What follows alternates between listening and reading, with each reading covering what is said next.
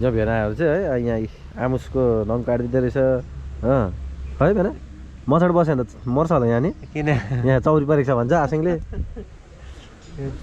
यस्तो छ अब भेनाको परिवार हो र म चाहिँ अहिले भेना भएकोमा आएको छु के खानु त भेना चिया खानु त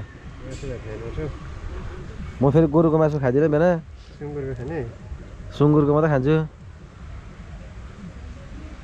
के गर्नु खाने कहाँ हो यो काट्नुपर्छ है भनेको त भेनालाई त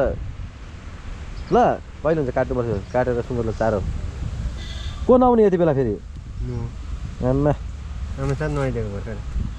यस्तो चिसोमा किन नुहाइदिएको फेरि लठुवा पानी तातो नुहाइदिएको भेना फेरि हाम्रो लठुवै छ अलिकति भए पनि हो के भन्नु होला